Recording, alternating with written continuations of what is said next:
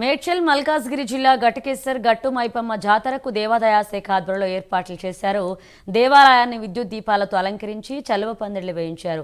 ACP Chakrapani ఆధ్వర్యంలో 150 మంది పోలీసుల బందోబస్తులో పాల్గొంటున్నారు. దేవాలయం హైదరాబాద్ వరంగల్ రహదారి పక్కన ఉండడంతో ట్రాఫిక్ ఇబ్బందులు లేకుండా చర్యలు తీసుకుంటున్నామని ఏసీపీ చక్రపాణి తెలిపారు.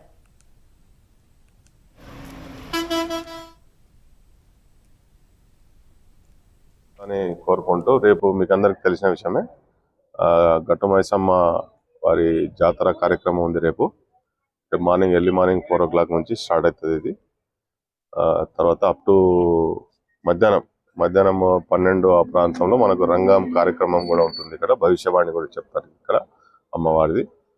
తర్వాత భక్తులంతా మనము గుట్టపైకి వెళ్ళేసేసి వాళ్ళు బోనాలు సమర్పించుకొని అమ్మవారికి తర్వాత దర్శనాలు కూడా చేసుకుంటారు.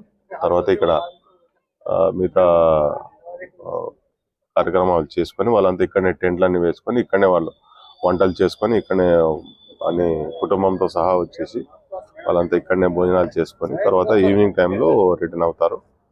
అప్ టు మనకు నైట్ టైం వరకల్లా మనకు ఇక్కడ ప్రోగ్రామ్ ఉంటుంది. మనకు తర్వాత మన పోలీసుకు సంబంధించి మనము ఇక్కడ రోడ్డు ట్రాఫిక్ సంబంధించి కానీ తర్వాత ఇక్కడ టెంట్లలో కానీ దర్శనం టైంలో కానీ క్యూ లైన్లో అన్ని పకడ్బందీ